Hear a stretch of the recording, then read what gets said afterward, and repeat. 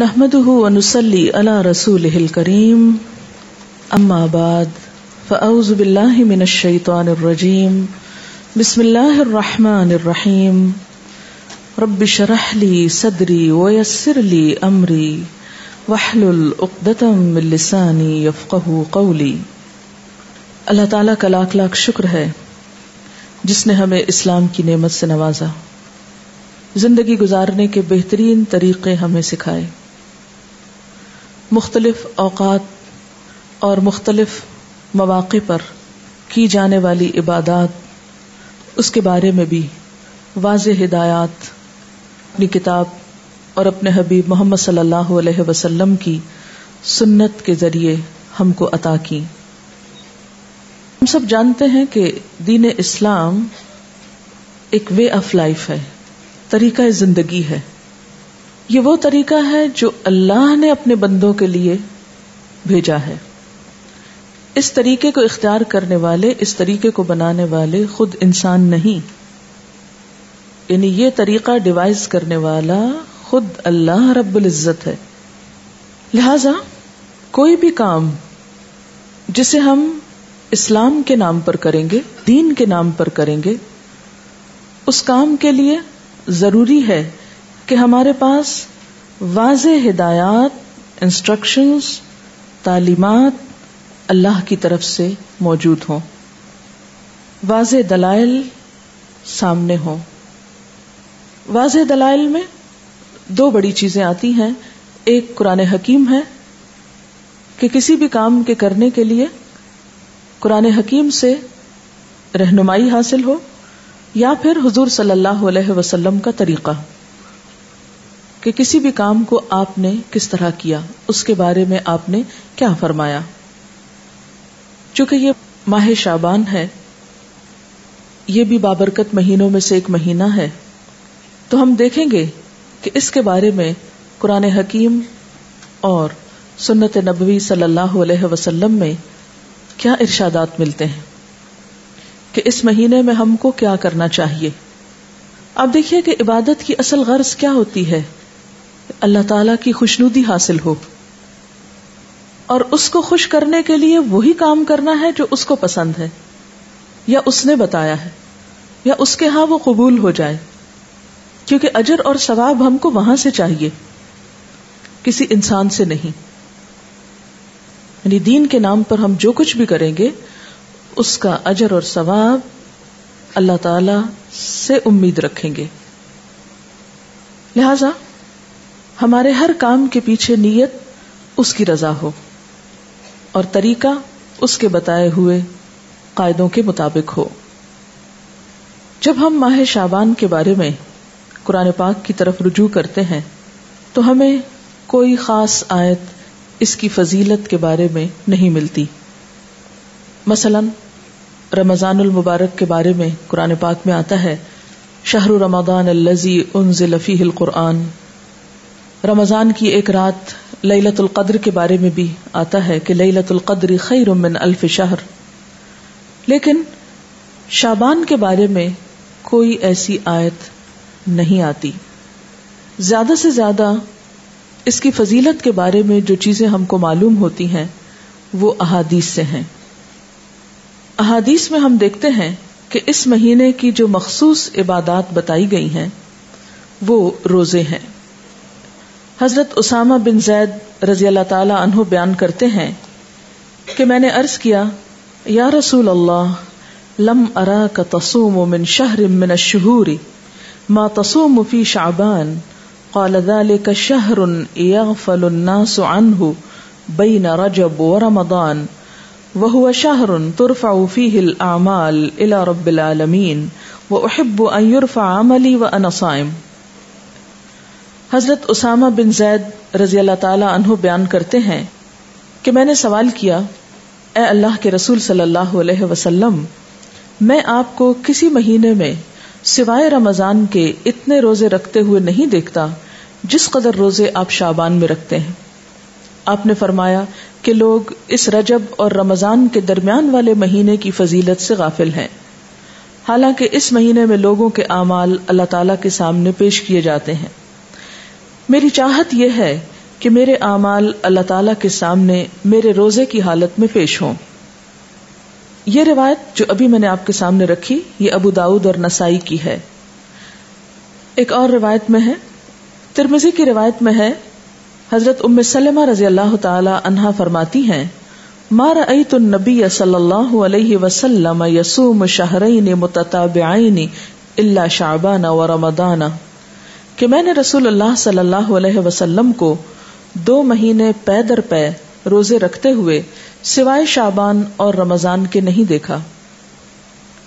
حضرت انس رضی اللہ تعالی عنہ بیان کرتے ہیں کہ رسول اللہ صلی اللہ علیہ وسلم سے یہ دریافت کیا گیا کہ ای الصوم افضل بعد رمضان؟ قال شعبان لتعظیم رمضان. قال فأی الصدقۃ افضل؟ قال صدقۃ فی رمضان. حضرت انس بیان کرتے ہیں کہ آپ صلی اللہ علیہ وسلم سے پوچھا گیا کس مہینے میں رمضان کے بعد روزہ رکھنا افضل ہے؟ آپ نے فرمایا شعبان میں، رمضان کی عظمت کے لحاظ سے، یعنی رمضان کی ایک طرح سے تیاری کے طور پر. پھر آپ سے دریافت کیا گیا کس مہینے میں صدقہ کرنا افضل ہے؟ آپ نے فرمایا رمضان میں.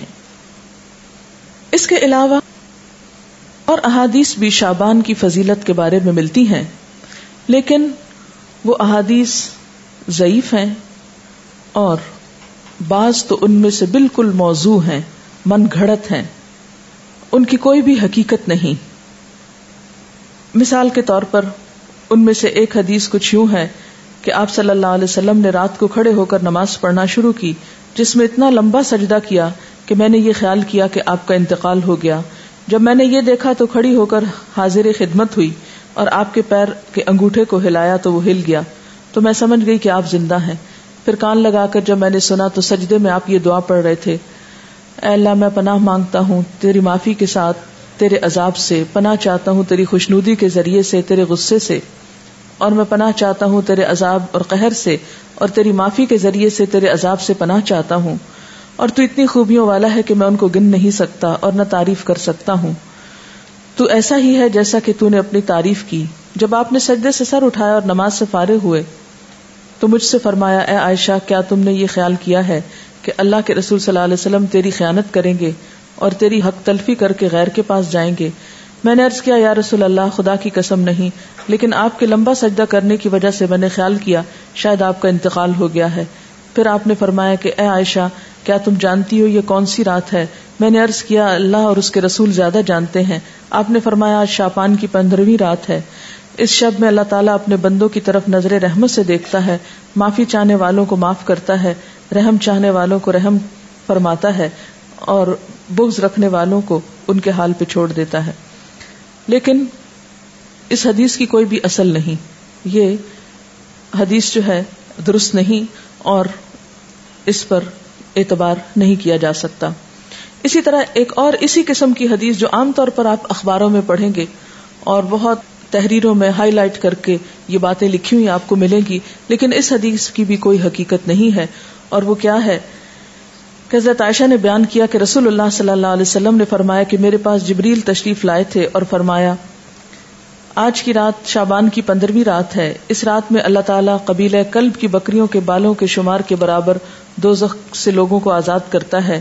اس رات میں مشرک کی طرف نظر رحمت سے نہیں دیکھتا، نہ کینہ پرور کی طرف دیکھتا ہے، نہ رشتہ کاٹنے والوں کی طرف، اور نہ ٹخنے سے نیچے پائجامہ لٹکانے والوں کی طرف، نہ ماں باپ کے نافرمان کی طرف، نہ شراب پینے والے کی طرف. تو اس کی بھی کوئی حقیقت نہیں ہے، یہ بھی بالکل ایک من گھڑت سی حدیث ہے. لیکن چونکہ یہ فضیلت کے باب میں ہے اس لیے عام طور پر لوگ ان کو بے دریغ روایت کرتے رہتے ہیں. اسی طرح ایک اور موضوع حدیث انشاءاللہ علوم الحدیث آپ پڑھیں گے تو آپ کو اس کی پوری ہسٹری بتائی جائے گی.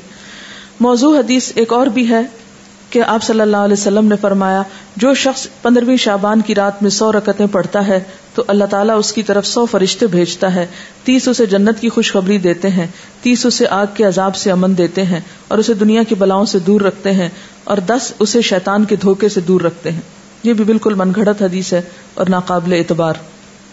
اسی طرح ایک اور روایت بیان کی جاتی ہے کہ شعبان کی 15ویں رات میں جو شخص 12 رکعت نماز پڑھے گا، ہر رکعت میں قل هو اللہ 30 مرتبہ، وہ نہیں مرے گا تا وقت اپنا ٹھکانہ جنت میں نہ دیکھ لے. از اٹ پاسبل کہ کوئی شخص یعنی جنت دنیا میں دیکھ لے، کیونکہ حدیث میں آتا ہے کہ وہ ایسی جگہ ہے کہ کسی آنکھ نے اس کو دیکھا ہی نہیں، کوئی دماغ اس کا تصور نہیں کر سکتا، خواب میں بھی کوئی نہیں دیکھ سکتا، تو کہاں یہ کہ وہ دیکھ لے. یہ بالکل من گھڑت سٹوری ہے اور ناقابل اعتبار. اور اس کی سفارش اس کے گھر کے 10 جہنمیوں کے بارے میں قبول کی جائے گی. آپ خود سوچیں ذرا اس کی حقیقت پر کہ ایک شخص ساری زندگی 5 وقت نماز پڑھتا ہے، صدقہ خیرات کرتا ہے، جھوٹ سے بچتا ہے، حرام سے بچتا ہے، اس کے بارے میں تو کوئی ایسی خوشخبری نہیں سنائی گئی.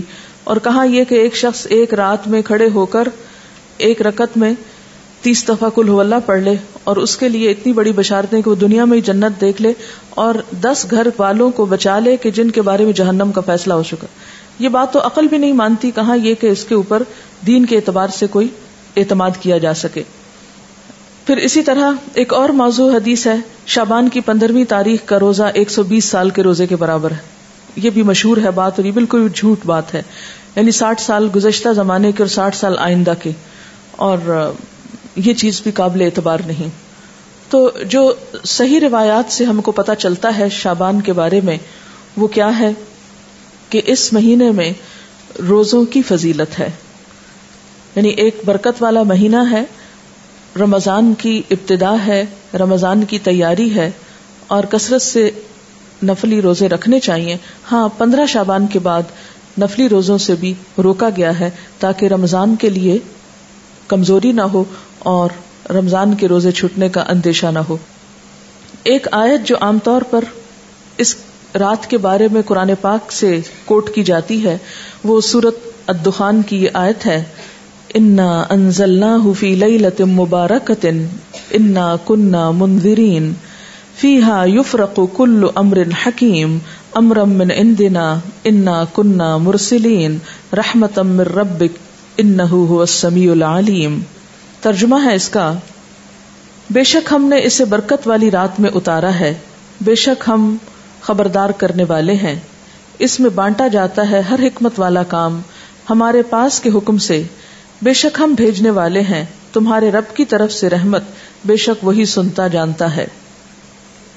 یہ آیات مکہ معظمہ میں نازل ہوئیں، واقع معراج سے قبل نازل ہوئیں. اس وقت 5 وقت نماز بھی فرض نہیں ہوئی تھی، روزے ویسے ہی 2 ہجری میں فرض ہوئے، اور مکہ میں بقی نام کا کوئی قبرستان تک نہ تھا. لہذا جو یہ بات مشہور کی گئی کہ اس رات میں فیصلے ہوتے ہیں، اور حضور صلی اللہ علیہ وسلم سے وہ ایک بہت بڑی روایت منسوب ہے کہ آپ صلی اللہ علیہ وسلم بقی والوں کے پاس رات کے وقت گئے اور وہاں پر آپ نے ان کے لیے دعائے مغفرت کی. تو اس کی کوئی بھی حقیقت نہیں ہے. بات یہ ہے کہ یہ آیت کیا بتاتی ہے، اس کی وضاحت دیکھیے. اس میں کیا لکھا ہے؟ پہلے یہ بتا دوں کہ اس آیت کے بارے میں لوگوں نے یہ مشہور کر رکھا ہے کہ یہ 15 شعبان کے بارے میں ہے. یعنی سورۃ دخان کی یہ آیتیں عام طور پر آپ دیکھیں گے کہ ٹیلی ویژن میں 15ویں شب کو مختلف پروگرامز کے شروع میں کوٹ کی جاتی ہیں، پڑھی جاتی ہیں، اور لوگوں کو اس آیت کے ریفرنس سے یہ بتایا جاتا ہے کہ یہ 15 شعبان ہے. حالانکہ اس آیت کا نزول کب ہوا؟ مکہ میں ہوا، اور مکہ میں معراج سے قبل. اور پھر اس آیت میں جو بات پتہ چلتی ہے وہ کیا کہ اس مبارک رات میں قرآن پاک نازل کیا گیا، انا انزلناہ فی لیلۃ مبارکۃ. قرآن پاک ہی کی ایک اور آیت سے کیا پتہ چلتا ہے کہ قرآن پاک کب نازل ہوا؟ آپ بتائیے. رمضان میں نازل ہوا. سورۃ البقرہ کی آیت شہر رمضان الذی انزل فیہ القرآن، کہ رمضان وہ مہینہ ہے جس میں قرآن پاک نازل کیا گیا. پھر وہ رات شعبان میں کیسے آ گئی؟ پھر دوسری بات یہ ہے کہ سورۃ القدر کے شروع میں کیا آتا ہے؟ انا انزلناہ فی لیلۃ القدر.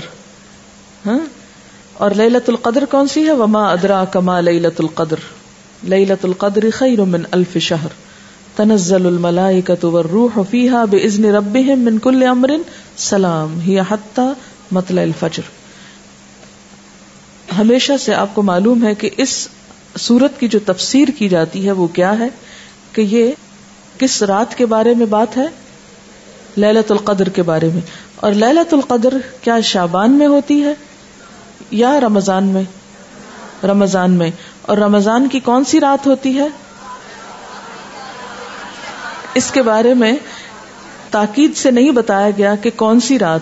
ہاں آخری عشرے کی رات ہے. اور اس کی تفصیل کہاں سے پتہ چلتی ہے؟ حدیث پاک میں ہے کہ ایک مرتبہ آپ صلی اللہ علیہ وسلم گھر سے باہر تشریف لائے, دیکھا کہ 2 شخص باہم جھگڑ رہے تھے. آپ نے ان کی صلح فرمائی, پھر فرمایا کہ میں تمہیں ایک خیر کی بات بتانے نکلا تھا مگر تم جھگڑ رہے تھے, اس لیے میں وہ بات بتانا بھول گیا. صرف اتنا یاد ہے کہ وہ بات یہ تھی کہ وہ رات کب ہے. یعنی میں یہ بتانے کو آ رہا تھا کہ لیلۃ القدر کب ہے, لیکن تمہارے جھگڑے کی وجہ سے وہ مجھ کو بھول گئی. اب مجھے یاد نہیں, بس اتنا یاد رہ گیا کہ وہ برکت والی رات رمضان المبارک کی آخری 5 طاق راتوں میں سے ایک تھی. اب تم اس کو 21, 23, 25, 27 اور 29ویں راتوں میں تلاش کرو. یہ بخاری کی روایت ہے. آپ صلی اللہ علیہ وسلم اس رات کو پانے کے لیے رمضان کے آخری عشرے کا اعتکاف فرمایا کرتے تھے. یہ بھی بخاری کی روایت ہے. تو اس سے کیا پتہ چلتا ہے کہ لیلۃ القدر, قدر سے مراد کیا ہے؟ ایک تو قدر و قیمت کے معنوں میں آتا ہے, دوسرا قدر سے مراد تقدیر بھی ہے کہ تقدیر کے فیصلے اس رات میں ہوتے ہیں, نہ کہ 15 شعبان کی رات کو. اور پھر آپ دیکھیں کہ اس میں ان آیتوں میں جو میں نے آپ کے سامنے سورۃ الدخان کی پڑھی ہیں, ان میں آتا ہے فیہا یفرق کل امر حکیم. فیہا سے مراد کیا ہے؟ اس رات میں یفرق تقسیم کیے جاتے ہیں, کل امر سب کام, حکیم حکمت والے, یعنی ہر قسم کے فیصلے اس رات میں فرشتوں کے حوالے کیے جاتے ہیں, ان کو دے دیے جاتے ہیں. تو اس سے بھی کیا پتہ چلتا ہے کہ سورۃ الدخان کی یہ آیت 15 شعبان کے بارے میں نہیں ہے, بلکہ لیلۃ القدر کے بارے میں ہے, جس میں قرآن پاک بھی نازل ہوا اور جس میں لوگوں کی قسمتوں کے بھی فیصلے کیے جاتے ہیں. پھر اسی طرح یہ بات ہے کہ عام طور پر یہ کہا جاتا ہے, یعنی شعبان کے مہینے میں جو مختلف کام ہوتے ہیں ان کی تھوڑی سی حقیقت بتانا چاہوں گی کہ ہمارے ہاں جو چیزیں مشہور ہیں ان کی اصل کیا ہے.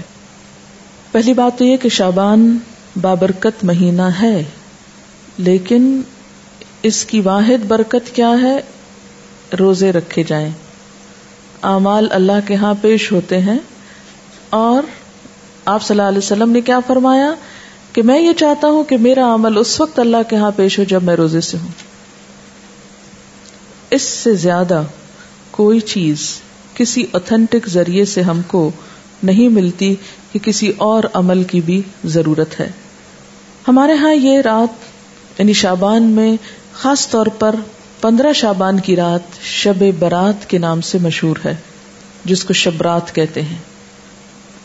آپ دیکھیے کہ اسلام میں جو اہم دن آتے ہیں قرآن پاک اور سنت رسول صلی اللہ علیہ وسلم سے پتہ چلتے ہیں, ان میں سے بعض یہ ہے, مثلا یوم الحج, یوم عرفہ جس کو کہتے ہیں, یوم ترویہ جس دن حج کی ابتدا ہوتی, یوم نحر جس دن قربانی ہوتی, شہر رمضان جب روزے رکھے جاتے, لیلۃ القدر جو رمضان ہی کے آخری راتوں میں سے ایک ہے, قرآن جس میں نازل ہوا, عید الاضحیٰ, عید الفطر, ایام 20. ایام 20 کیا ہیں؟ ہر مہینے کے 13, 14 اور 15, یعنی ایک 14ویں سے پہلے کی رات اور ایک 14ویں کے بعد کی رات. ان کے جو دن ہیں یعنی 13 کا دن, پھر 14 کا دن اور 15 کا دن, ان دنوں میں روزہ رکھنا جو ہے وہ مسنون ہے. یعنی ہر مہینے جو شخص روزے رکھنا چاہے وہ ان 3 دنوں میں رکھے. ان کو ایام 20 اس لیے کہتے ہیں کہ ان کی راتیں بھی روشن ہوتی ہیں. پھر اسی طرح یوم الجمعہ, اس کی فضیلت آئی ہے, سورۃ الجمعہ بھی ہے. اسی طرح ایام تشریق ہیں, یا کچھ اور دن بھی ہو سکتے ہیں جن کا براہ راست ذکر جو ہے وہ قرآن پاک میں نہیں آیا. لیکن شب برات کا نام نہ کہیں قرآن میں آیا ہے اور نہ کہیں حدیث میں آیا ہے. شب برات نہ قرآن میں نہ حدیث میں. اس کی ایک وجہ تو یہ بھی ہو سکتی ہے کہ اس کا یہ جو لفظ ہے شب, یہ عربی کا لفظ ہی نہیں ہے. یہ کس کا لفظ ہے؟ فارسی کا لفظ ہے، اور اگر اس کے آگے رات لگاتے ہیں شب رات تو رات بھی عربی کا لفظ نہیں، اور اگر آپ اس کے آگے برات لگاتے ہیں شب برات تو برات بھی عربی کا لفظ نہیں، یہ شاید سنسکرت کا لفظ ہے جو شادی میں برات آتی ہے. بعض لوگ یہ کہتے ہیں کہ اس کا نام شب براءت ہے. براءت کہتے ہیں بیزاری کو، جیسے سورۃ توبہ کے شروع میں آپ نے پڑھا براءۃ من اللہ ورسولہ، سورۃ توبہ کی ابتدا اسی سے ہوتی ہے. تو براءت کا لفظی معنی کیا ہوتا ہے؟ بیزاری. تو اس رات میں کس کی کس سے بیزاری اگر شب براءت کہتے ہیں، حالانکہ براءت کوئی نہیں بولتا. تو یہ اپنی ترکیب کے اعتبار سے بھی کوئی اسلامی ترکیب نہیں ہے، اور نہ ہی کوئی اسلامی اعتبار سے اس کی کوئی فضیلت یا اہمیت یا حقیقت بنتی ہے.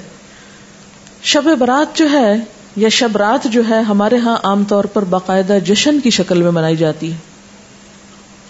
حالانکہ اسلام میں جشن کے دن صرف دو ہیں، عید الفطر اور عید الاضحیٰ. حضرت انس رضی اللہ تعالی عنہ سے روایت ہے کہ جب رسول اللہ صلی اللہ علیہ وسلم مدینہ منورہ آئے تو ان کے ہاں 2 دن تھے جن میں وہ کھیلتے اور خوشیاں مناتے. آپ صلی اللہ علیہ وسلم نے ان کے بارے میں دریافت فرمایا تو آپ کو بتایا گیا مدینہ والوں کی طرف سے کہ ہم جاہلیت کے زمانے سے یہ 2 دن مناتے چلے آ رہے ہیں. آپ صلی اللہ علیہ وسلم نے فرمایا اللہ تعالیٰ نے تم کو اس سے بہتر 2 دن عطا کر دیے ہیں، عید الفطر اور عید الاضحیٰ. تو شب برات کا جو جشن ہے، یعنی رات کو آتش بازی اور مخصوص قسم کے کھانے پکانا، ان کو اسلام کا ایک حصہ بنا لیا گیا. اگر آپ اس کو اپنے کلچر کا حصہ کہیں یا اپنی روایات کا حصہ جو بر صغیر کی ہیں خاص طور پر، تو کوئی بات نہیں. مثلاً آپ 14 اگست مناتے ہیں یا آپ 9 نومبر آج منا رہے ہیں، بہت سے لوگ گھروں میں چھٹی کر کے منانے کا ہمارے ہاں ایک ہی طریقہ چھٹی کر لی جائے. علامہ اقبال نے دن رات کام کیا تھا اور ہم دن رات چھٹیاں کرنا چاہتے ہیں. بہرحال تو وہ آپ کا کیا ہے، ایک لوکل کلچر ہے، اس کا اسلام سے کوئی تعلق نہیں. یعنی 9 نومبر کا اسلام سے کوئی تعلق نہیں. اسی طرح اگر آپ 15 کو آتش بازی کرتے ہیں یا حلوہ پکاتے ہیں تو وہ آپ کا لوکل کلچر تو ہو سکتا ہے، اس کا اسلام سے کوئی تعلق نہیں، کیونکہ اس کے بارے میں نہ کوئی تعلیم قرآن پاک سے ہم کو ملتی ہے اور نہ ہی نبی صلی اللہ علیہ وسلم کی سنت سے. مثلاً اس رات میں کیا ہوتا ہے، حلوہ پکایا جاتا ہے اور دوسروں کو کھلایا جاتا ہے، مردوں کی فاتحہ دلائی جاتی ہے، چراغاں کیا جاتا ہے، کینڈلز وغیرہ لوگ چھتوں پر جلاتے ہیں، اور اب اس کی جگہ دوسری بجلی کی بتیاں بھی جلائی جاتی ہیں، آتش بازی کی جاتی ہے، گھروں میں خاص طور پر رنگ روغن کیا جاتا ہے، صاف کیا جاتا ہے. لیکن اگر غور کیا جائے تو ان میں سے کوئی بھی چیز اپنی اصل کے اعتبار سے قرآن اور سنت سے نہیں ہے. جہاں تک اس بات کا تعلق ہے کہ حلوہ پکانا، تو آپ دیکھیے کہ اس کے پیچھے یہ کہا جاتا ہے کہ نبی صلی اللہ علیہ وسلم کا دانت مبارک احد میں شہید ہوا تھا تو آپ کو حلوہ پکا کر کھلایا گیا تھا، تو ہم بھی حلوہ پکاتے ہیں. تو بات یہ تھی کہ آپ نے تو دانت شہید کروایا تھا، ہم نے کتنے دانت اسلام کی راہ میں شہید کرائے ہیں. تو اگر دانت ہمارا شہید نہیں ہوا تو حلوہ کھانے کا ہم کو کیا حق ہے. دوسری بات یہ کہ آپ کو یہ معلوم ہے کہ جنگ احد شوال میں ہوئی تھی، جنگ احد شوال میں ہوئی تھی اور ہم حلوہ 15 شب کو کھا رہے ہیں.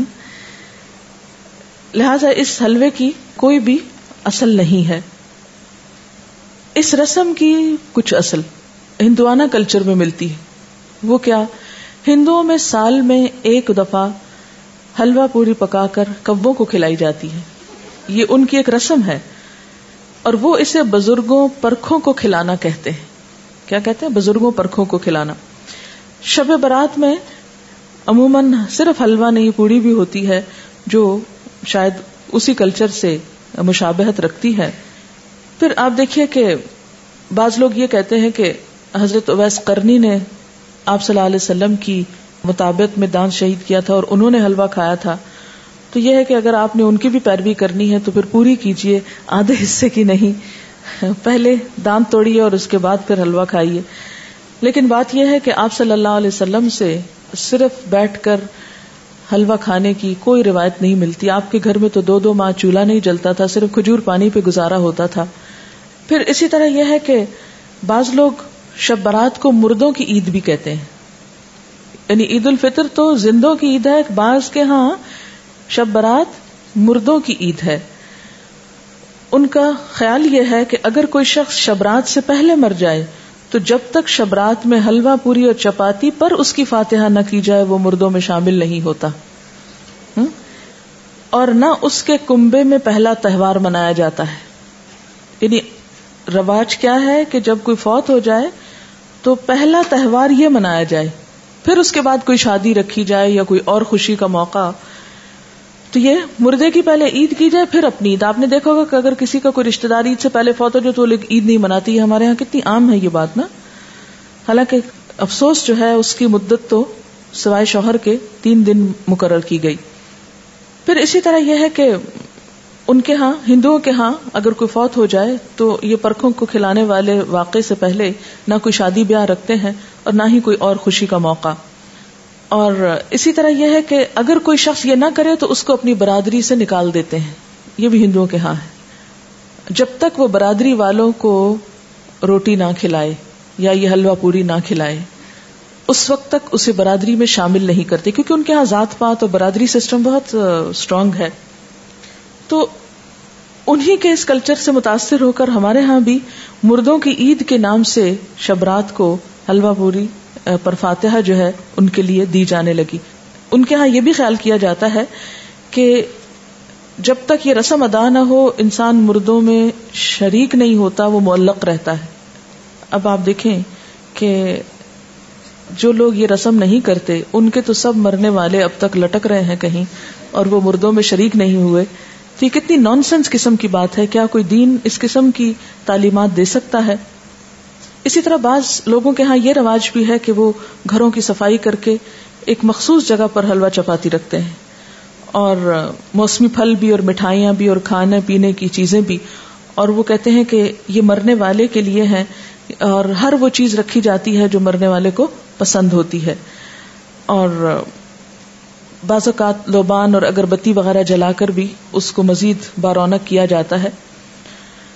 اور بعض لوگوں نے یہ بھی تصور قائم کر رکھا ہے کہ میت کی روح 40 دن تک گھر پر آتی رہتی ہے, اور خصوصاً شبرات کو بھی آتی ہے, یعنی 40 دن تک آنے کے علاوہ شبرات کو بھی آتی ہے.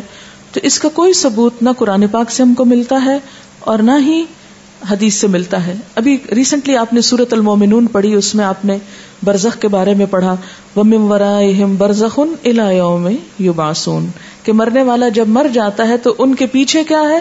برزخ, پردہ آ گیا. کب تک؟ إِلَىٰ يَوْمِ يُبْعَثُونَ. کہاں اب ان کا آپ کے گھروں میں آنا اور آ کر کھانے پینے کی چیزیں دیکھ کر ترسنا, کیونکہ اب وہ خود تو کھا نہیں سکتے. یعنی یہ کتنے افسوس کی بات ہے کہ ایک روح آ رہی ہے اور آپ اس کے لیے کھانے پینے کی چیزیں رکھ رہے ہیں جو وہ کھا بھی نہیں سکتی. تو دین میں اس قسم کے کوئی عمل نہیں ہے کہ جو عقل سے مطابقت نہ رکھتے ہوں. جی, یہ پوچھ رہی ہیں کہ وہ سب پھر کھاتا کون ہے؟ اگر سمجھ بھی لیا جائے کہ وہ سپوز کہ وہ آتے ہیں تو آ کے دیکھ کے چلے جاتے ہیں اور پھر ہم خود بیٹھ کے کھا لیتے ہیں یا اوروں کو کھلا دیتے ہیں. یہ کس قدر شرمناک بات ہے کہ مہمان نے تو کچھ کھایا نہیں اور اپنی موج کر لی ہم نے. اور بعض لوگ اس کی دلیل جو روحوں کے آنے کی کہتے ہیں کہ قرآن پاک میں بھی روح کا لفظ آیا ہے, اور حالانکہ آپ جتنی آیتیں بھی اس ضمن میں پڑھ چکے ہیں وہ حضرت جبریل علیہ السلام کے بارے میں ہے یا وحی کے بارے میں ہے. اور بعض لوگوں کا خیال یہ ہے کہ اگر شبرات کو یہ فاتحہ نہ دلائی جائے تو مردے غمگین واپس جاتے ہیں, اور اگر فاتحہ دلائی جائے تو مردے خوش خوش واپس جاتے ہیں. یہ ہندوانہ سوچ ہے, کیونکہ ہندوؤں کے ہاں روحیں بھٹکتی پھرتی ہیں. انشاءاللہ آپ کو لیٹر آن یہ 3 بڑے مذاہب جو بر صغیر سے متعلق ہیں, ہندوازم اور بدھزم اور سکھوں کے بارے میں انشاءاللہ کچھ لیکچرز دلوائے جائیں گے. یہ ہم آخر میں بالکل کرتے ہیں, اور اس وقت جب آپ قرآن پاک تقریباً پڑھ چکے ہو, تاکہ آپ جب وہ سنیں تو قرآن کو کمپیئر کر سکیں کہ ان باتوں کی تردید قرآن میں کس کس طریقے سے ہوتی ہے. پھر آپ کے اپنے اندر بھی ایک میزان پیدا ہو جاتا ہے نا. اگر ہم ابھی آپ کو سنا دیں تو شاید آپ کو وہ ایک معلومات سے زیادہ کوئی چیز نہ لگے. تو ہندوؤں کے ہاں یہ سمجھا جاتا ہے کہ روحیں بھٹکتی پھرتی ہیں, اور ان کے خیال میں تو بعض اوقات وہ دشمنوں سے انتقام بھی لیتی ہیں، لیکن قرآن پاک سے اور حضور صلی اللہ علیہ وسلم کی سنت سے کہیں ثابت نہیں. آپ صلی اللہ علیہ وسلم نے کبھی نہیں فرمایا کہ آج حضرت خدیجہ کی روح واپس آئی ہے، یا میرے والدین کی روح آئی ہے، یا آپ کے بیٹے جو آپ کی زندگی میں فوت ہو گئے تھے ان میں سے کسی کی روح آئی، یا آپ کے جو عزیز چچا تھے حضرت حمزہ ان کی کوئی روح، یا دیگر کسی کی بھی روح کے بارے میں آپ صلی اللہ علیہ وسلم سے کوئی بھی ایک روایت نہیں ملتی. زیادہ سے زیادہ جو ملتا ہے یہ سورۃ المومنون کی آیت ہے جو کیا بتاتی ہے کہ مرنے والوں کے پیچھے وَمِن وَرَائِهِمْ بَرْزَخٌ إِلَى يَوْمِ يُبْعَثُونَ، اور برزخ کا لفظی معنی کیا ہے؟ پردہ، اوٹ، حجاب، آڑ، کہ اب وہ ادھر نہیں آ سکتے، ہم ادھر نہیں جا سکتے، وہ ادھر نہیں آ سکتے. یہی تو اصل جدائی ہے، ورنہ سینسز ہمارے اندر بھی ہیں اور سینسز ان کے اندر بھی ہیں. موت اس چیز کا نام نہیں کہ سینسز ختم ہو گئے، سینسز ان کے بھی موجود ہیں اور ہم لوگ بھی جیتے جاگتے ہیں. موت آپ یوں سمجھ سکتے ہیں کہ جیسے ایک یہ کمرہ ہے، اس وقت ہم یہاں بیٹھے اور ایک ساتھ والا کمرہ ہے اور ان دونوں کے بیچ میں ایک دیوار ہے. اس کا دروازہ کھلتا ہے تو ایک شخص ادھر چلا جاتا ہے. موت کا بھی یہی ہوتا ہے کہ وہ ایک مخصوص گیٹ کھلتا ہے اور انسان اس دنیا سے رخصت ہو کے دوسری دنیا میں چلا جاتا ہے. موت فنا کا نام نہیں، موت صرف انتقال ہے، ایک جگہ سے دوسری جگہ جانے کا نام ہے. یہاں بھی انسان خوشی غم محسوس کرتا ہے اور برزخ میں بھی انسان خوشی غم محسوس کرتا ہے. دنیا میں خوشی غم کے اسباب اور ہوتے ہیں، برزخ میں خوشی غم کے اسباب انسان کے اعمال ہوتے ہیں. وہاں ان کو خوشیاں ملتی ہیں جو اچھے عمل کر جائیں، یا ان کے پیچھے ان کی اولاد کوئی اچھے کام کرے، یا صدقہ جاریہ کے کچھ کام چھوڑ جائیں تو وہ ان کی خوشیوں کا سبب ہوتے ہیں. جبکہ دنیا میں ہم عام طور پر مال وغیرہ یا لوگوں کے جمع ہونے یا کھانے پینے کی محفلوں میں خوش ہوتے ہیں، جبکہ وہاں پر ایسی نہ کوئی محفل ہے اور نہ ایسے کوئی انتظام ہے اور نہ یہ چیزیں وہاں پر فائدہ دیتی ہیں. جیسے کہ قرآن پاک میں آتا ہے یوم لا ينفع مال ولا بنون الا من اتى الله بقلب سلیم، اس دن نہ مال اور نہ بیٹے کچھ بھی کام نہیں آئے گا سوائے اس کے جو قلب سلیم یعنی سلامت دل لے کر آیا کہ جس میں صرف اللہ کی ذات جمی ہوئی ہو. اسی طرح یہ ہے کہ ہمارے ہاں چراغاں اور آتش بازی کی جاتی ہے، لائٹننگ کی جاتی ہے. یہ بھی بیسیکلی ایک ہندوانہ رسم ہے، اور اگر ہندوانہ نہ بھی ہو ہمیں اس سے بھی کوئی نہیں کہ کس کی ہے اور کس کی نہیں، اس لیے کہ صرف ہندو نہیں تو دنیا بھر میں اب آتش بازی کے شو جو ہیں وہ دیکھے جا سکتے ہیں.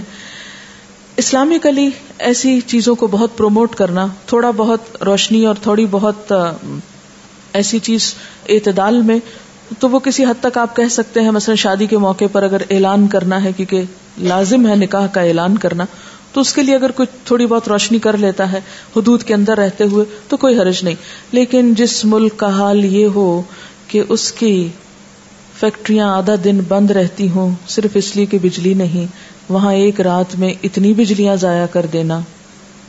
اور خصوصاً میں کراچی میں دیکھتی ہوں کہ راتوں کو جو فنکشنز ہوتے ہیں ان میں بے تحاشا بجلی صرف کی جاتی ہے، اور بعض اوقات محض نمائش کے لیے. یہ کس قدر اسراف ہے.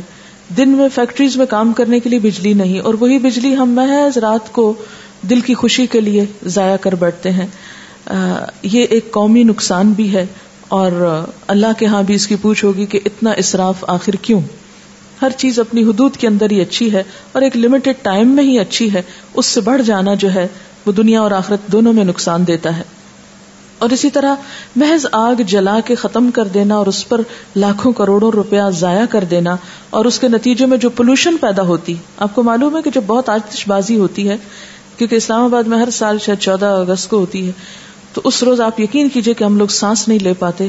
قریبی جو ایک بہت بڑا پارک ہے فاطمہ جناح پارک، تو اس میں ہوتا ہے، اور اس قدر گھروں تک دھواں آ جاتا ہے کہ کھڑکی آپ کھولیں تو آپ کا دم گھٹنے لگتا ہے.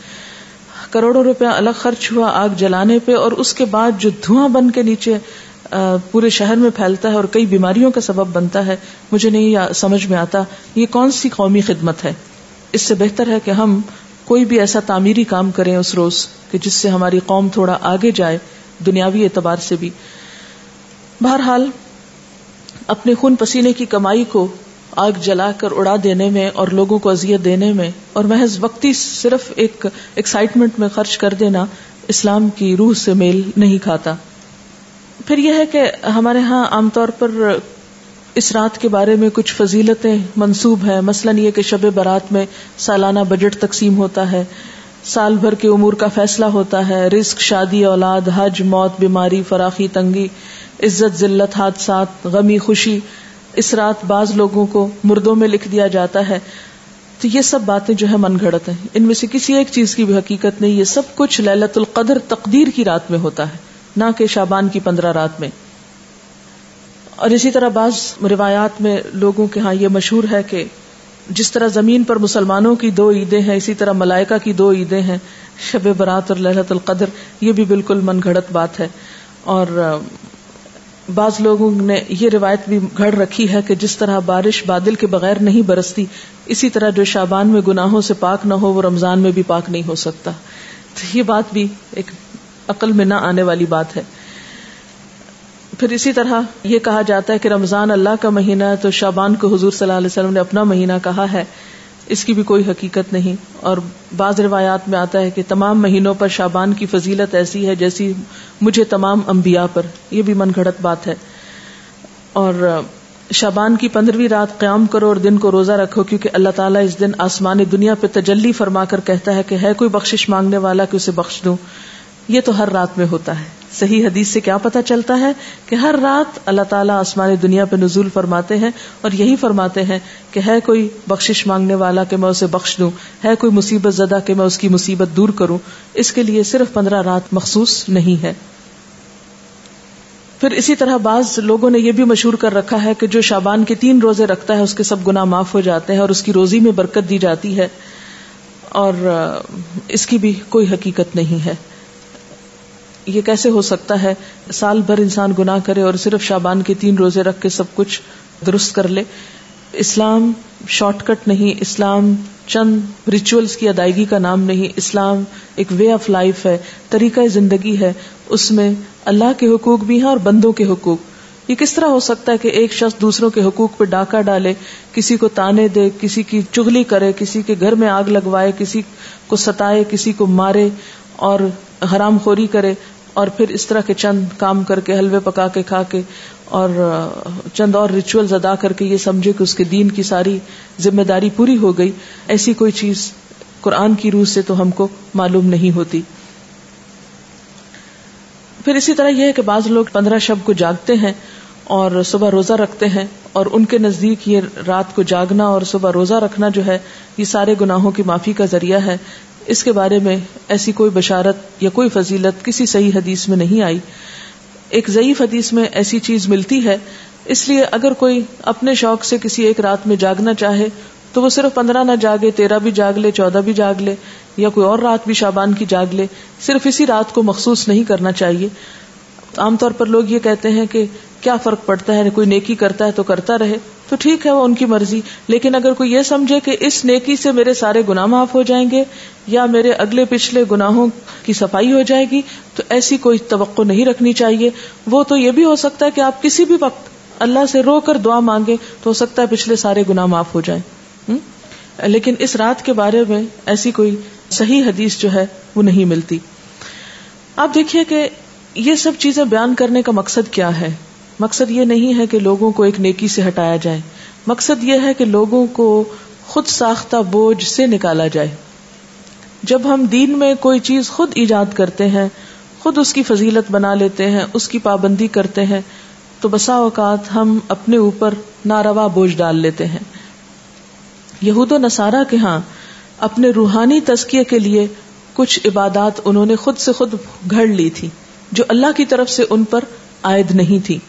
آہستہ آہستہ کیا ہوا، وہ اصل عبادات سے بالکل دور چلے گئے اور خود ساختہ عبادات اپنی گردن پر لاد لی. اور نتیجہ کیا ہوا کہ وہ ایک وقت آیا کہ وہ بالکل دین سے بیگانہ ہو گئے. آج ہمارے معاشرے میں بھی ہم دیکھتے ہیں کہ جو اصل دین ہے اس سے ہم کوسوں دور ہیں. جو کرنے کے کام ہیں وہ ہم کرتے نہیں، اور جو نہیں کرنے کے کام ان کو ہم بہت پابندی سے کرنا شروع ہو گئے ہیں. اس کا نتیجہ کیا نکلا ہے کہ ہم ایسے بوجھ تلے دب گئے ہیں کہ جس نے ہم سے ہمارے فرائض بھی بعض اوقات چھڑا دیے. نبی صلی اللہ علیہ وسلم کے آنے کی غرض جو قرآن پاک میں بتائی گئی ہے سورۃ الاعراف میں، وہ کیا ہے؟ وَيَحِلُّ لَهُمُ الطَّيِّبَاتُ وَيُحَرِّمُ عَلَيْهِمُ الْخَبَائِثَ وَيَدَعُ عَنْهُمْ إِصْرَهُمْ وَالْأَغْلَالَ الَّتِي كَانَتْ عَلَيْهِمْ. اور پاکیزہ چیزوں کو وہ ان کے لیے حلال بتاتے ہیں اور گندی چیزوں کو ان پر حرام فرماتے ہیں، اور ان لوگوں پر جو بوجھ اور طوق یعنی پچھلی شریعتوں نے ڈال دیے تھے ان کو دور کرتے ہیں. تو نبی صلی اللہ علیہ وسلم نے پچھلی شریعتوں کی سب من گھڑت عبادات کو ختم کر دیا اور صاف ستھرا قابل عمل دین ہمارے لیے چھوڑا کہ جس میں دن میں 5 نمازیں فرض ہیں، تو سال میں 1 رمضان کے روزے فرض ہیں، اور 1 مرتبہ صاحب حیثیت لوگوں پر زکوٰۃ فرض ہے سال میں، اور زندگی میں 1 مرتبہ حج فرض ہے صاحب استطاعت لوگوں پر. اس کے علاوہ کچھ چیزیں سنت کے درجے میں، کچھ نوافل کے، کچھ مستحب کے درجے میں ہیں کہ کر لو تو بہت اچھا، نہیں کر سکتے تو پوچھ نہیں. اور کبیرہ گناہوں سے بچنے پر زور ہے. پھر صغیرہ گناہوں کو بھی ڈسکریج کیا گیا. بہت زیادہ ریچولز میں لوگوں کو نہیں الجھایا گیا، بہت زیادہ پابندیاں ان پہ نہیں لگائی گئیں. لیکن جو ہی ہم دین کا نام لیتے ہیں تو ہمارے سامنے کرو اور نہ کرو کچھ ایسی چیزیں آ جاتی ہیں کہ جو عموماً پریشان کر دیتی ہیں. اسی طرح ایک اور چیز بھی ہمارے ہاں مشہور ہے، اور وہ سلامی روزہ ہے جو شعبان کے مہینے میں رکھا جاتا ہے. شعبان کے آخری دن استقبال رمضان کے لیے بعض لوگ روزہ رکھتے ہیں جس کو سلامی روزہ بولتے ہیں. اور سلامی اس کو کیوں کہتے ہیں کہ رمضان کو سلام کر رہے ہیں. یہ نہ تو حضور صلی اللہ علیہ وسلم نے خود رکھا، نہ کسی کو رکھنے کی اجازت دی. آپ کا حکم کیا ہے کہ نصف شعبان کے بعد نفلی روزے مت رکھو. ہاں اگر کسی کا فرض رہتا ہے قضا تو وہ رکھ لے. نفلی روزے رکھنے سے نصف کے بعد منع کیا. اس کی وجہ کیا ہے کہ نصف کے بعد رمضان کی تیاری مقصود ہے، کیونکہ روزے سے بہرحال کمزوری تو ہوتی ہے، تھک جاتا ہے انسان. ایسا نہ ہو کہ شعبان میں نفلی رکھ کے اتنا تھک جائے کہ جب فرض کی ادائیگی کا وقت آئے تو بیمار پڑ جائے. پھر اسی طرح بہت سی چیزیں صرف سنی سنائی ہیں اور آگے بیان ہوتی رہتی ہیں، اور اس کے بارے میں آپ جانتے ہیں کہ آپ صلی اللہ علیہ وسلم نے فرمایا کہ کسی شخص کے جھوٹا ہونے کے لیے اتنا ہی کافی ہے کہ وہ ہر سنی سنائی بات کو آگے بیان کرنا شروع کر دے. تو ہمیں کوئی بھی بات کسی کو بھی آگے بتانے سے پہلے ضروری ہے کہ اس کی تصدیق اور تحقیق ہو جائے تاکہ خدا کے ہاں ہم جواب دہ نہ ہوں. اور آپ نے وہ حدیث بھی پڑھ رکھی ہے کہ آپ صلی اللہ علیہ وسلم نے فرمایا من کذب علی متعمدا فلیتبوأ مقعدہ من النار، جس نے جان بوجھ کر مجھ پہ جھوٹ گھڑا اس کو چاہیے کہ اپنا ٹھکانہ جہنم میں بنا لے. اسی طرح ایک بہت مشہور بات جو شبرات سے منسلک ہے وہ آپ صلی اللہ علیہ وسلم کی جنت البقیع میں حاضری ہے. حضرت عائشہ فرماتی ہیں کہ اللہ کے رسول صلی اللہ علیہ وسلم جب میری باری کے دن میرے گھر تشریف لاتے تو جنت البقیع ضرور جاتے. ایک دن میں نے ان کا پیچھا کیا، آپ قبرستان تشریف لے گئے اور مردوں کے لیے استغفار کرتے رہے. آپ کا معمول تھا کہ ہفتہ عشرہ میں قبرستان جایا کرتے تھے، لیکن 15ویں شعبان کو خاص طور پر قبرستان جانا آپ سے کہیں بھی ثابت نہیں. یعنی یہ آپ روٹین میں جاتے تھے، مخصوص یعنی خاص طور پر 15ویں شعبان کے لیے بات نہیں آتی. جن روایات میں ہے وہ ضعیف ہیں یا موضوع روایات ہیں. اس لیے ہمارے ہاں جو عام طور پر رواج ہے کہ 15ویں شعبان کو لوگ رات کے وقت بعض اوقات قبرستان جاتے ہیں، وہاں قبروں پہ چراغاں کرتے ہیں یا خاص قسم کے عمل کرتے ہیں، تو ایسی کوئی چیز جو ہے نبی صلی اللہ علیہ وسلم کی سنت سے ثابت نہیں. جو ثابت ہے وہ کیا ہے کہ گاہے بگاہے آپ جاتے تھے، خصوصاً مرد حضرات کو جانا چاہیے. آپ صلی اللہ علیہ وسلم نے قبرستان جانے کے لیے کیا فرمایا ہے کہ کنت نہیتکم عن زیارت القبور فزوروها فإنها تزہد الدنیا وتذکر الآخرہ. میں تم کو پہلے قبروں کی زیارت سے منع کیا کرتا تھا، لیکن اب تم جایا کرو کیونکہ وہ دنیا سے بے رغبتی اور آخرت سے بارغبت کرتی ہیں، یعنی آخرت کو یاد دلاتی ہیں اور دنیا سے بے رغبت کرتی ہیں. لیکن ہمارے ہاں عام طور پر تو لوگ قبرستان کے پاس سے گزرتے ہوئے بھی اپنے شغل میلوں میں مشغول رہتے ہیں اور قبر والوں کو بھول جاتے ہیں. کوئی ان کو سلام نہیں کرتے، نہ ان کو دعا دیتے ہیں. اور اسی طرح وہاں کبھی عبرت کی نظر سے کتنے لوگ ہیں. آپ سب جا کے اپنے گھر والوں سے پوچھئے کہ کتنے لوگوں نے اس حدیث پر عمل کیا کہ نبی صلی اللہ علیہ وسلم نے جو فرمایا ہے کہ قبروں کی زیارت کیا کرو کیونکہ وہ دنیا سے بے رغبت کرتی ہیں اور آخرت کی یاد دلاتی ہیں. ہم میں سے کتنوں کے باپ، بھائی، بیٹے صرف اس غرض سے کبھی قبرستان گئے ہوں کہ جا کے اپنی موت کو یاد کر کے آئیں؟ نہ ہونے کے برابر. لیکن جو چیز اللہ کے رسول صلی اللہ علیہ وسلم نے نہیں کی وہ ہم سب شوق سے کرتے ہیں اور اس میں پھر ایک میلے کا سما بھی پیدا کر لیتے ہیں. تو بات یہ ہے کہ ہمیں ان طریقوں کو عام کرنے کی ضرورت ہے جن کے بارے میں ہم سے پوچھا جائے گا اور قیامت کے دن ہم سے حساب لیا جائے گا، اور ان چیزوں سے بچنے کی ضرورت ہے کہ جن کے بارے میں ہمیں کہا نہیں گیا اور ہم نے خود ساختہ طور پر دین میں ان کو شریک کر لیا۔ آپ دیکھیے کہ جیسے کہ پہلے شروع میں نے عرض کیا کہ اس رات کے بارے میں جو سورۃ الدخان کی آیت کوٹ کی جاتی ہے، تو یاد رہے کہ سورۃ الدخان مکہ میں نازل ہوئی، اور شعبان کے لیے جنت البقیع جانے کی روایت مدینہ سے تعلق رکھتی ہے۔ تو یہ کس طرح ہو سکتا ہے کہ ایک کام مکہ ہوا اور دوسرا مدینہ ہوا؟ یہ سب باتیں اس لیے مشہور ہوئی کہ ان کی اصل حقیقت پر غور نہیں کیا گیا، اور صرف دیکھا دیکھی یا سنا سنائی میں یہ چیزیں عام کر کے لوگوں میں اتنی پھیلا دی گئیں کہ اگر کوئی شخص اس کے بارے میں یہ بتائے بھی کہ یہ درست نہیں تو عموماً اسی کو برا بھلا کہا جاتا ہے اور ان چیزوں پر اصرار کیا جاتا ہے۔ یہ تھی اصل حقیقت جو میں نے آپ کے سامنے رکھی ہے۔ اگر آپ چاہیں تو اس کو قبول کر لیں، اور چاہیں تو آپ وہی کریں جو آپ کرتے رہتے ہیں، کیونکہ میرا حساب بھی اللہ کے ذمہ ہے اور آپ کا بھی۔ ہم میں سے کوئی کسی کا ذمہ دار بنا کے نہیں بھیجا گیا، ہر ایک کو خود جواب دہی کرنی ہے۔ فرض یہ بنتا ہے کہ جو بات انسان کو معلوم ہو وہ دوسروں تک پہنچا دے۔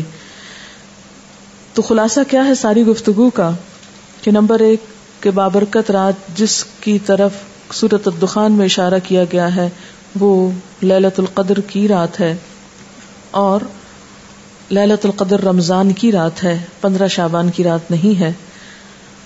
اور اس کے علاوہ جو رسم و رواج عموماً اس رات کے حوالے سے کیے جاتے ہیں وہ اسلامی کلچر کا حصہ نہیں، اور انہی رسموں کے بارے میں ہی علامہ اقبال نے کہا تھا، وضع میں تم ہو نصارہ تو تمدن میں ہنود، یہ مسلمان ہیں جنہیں دیکھ کے شرمائے یہود، یہ امت روایات میں کھو گئی، حقیقت خرافات میں کھو گئی۔